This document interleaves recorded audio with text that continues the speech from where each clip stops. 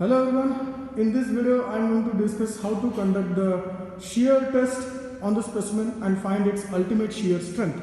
Okay. Now this test will be conducted on UTM, that is Universal Testing Machine, and as you can see there are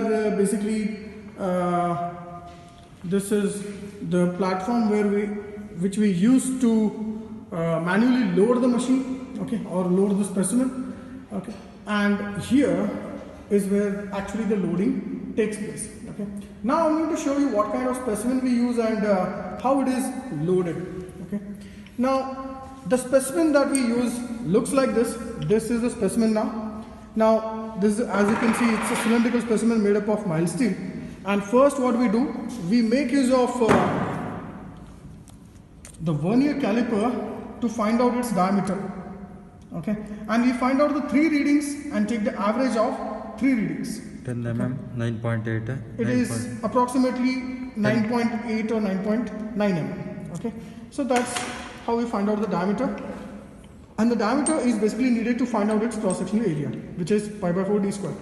Now this is the loading device for single shear and double shear. Now you can see here there is a hole through which we pass the specimen. Okay, and on the other side also there is a hole. Okay, on this side of the hole we keep a disc which again has a hole, and we fix it and we pass the specimen through it, and one more side of the slot is left empty. Now it means that it is in single shear. Okay, now if this slot also is filled by one more disc like this, it means that it is under double shear. It is under double shear like this. It will be cut at 2 places. Okay. Now this apparatus is placed on the platform on the UTM where we actually load it.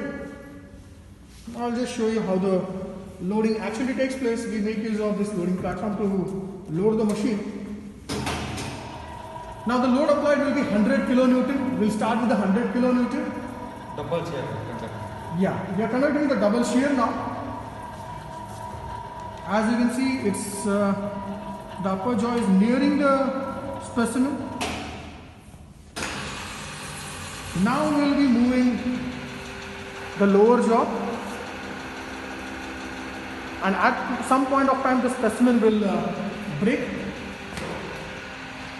As you can see, it's being loaded here. Yes.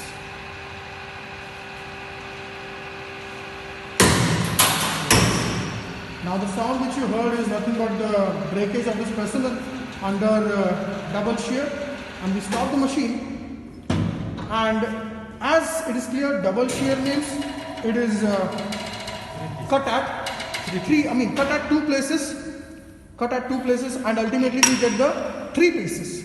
Okay, we get 3 pieces. That is double shear. In single shear we'll get 2 pieces.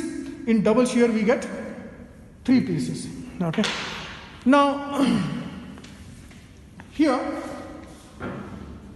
the tabular column kind of looks like this. The serial number, the material used, which is mild steel. Then there's the type of shear. First we'll do it for single shear and then for double shear. We note down the diameter, and based on the diameter, by making use of the formula of pi by 4 d square, we find out the area, and we measure the load in Newton, and ultimately we find out the shear strength. How to find the shear strength? It's very simple. For single shear, the ultimate shear strength is P by A, that is force by area. Whereas for double shear, the shear strength is P by 2A. Okay? So this is how we conduct the test and find out the ultimate shear strength of the material. Thank you, people.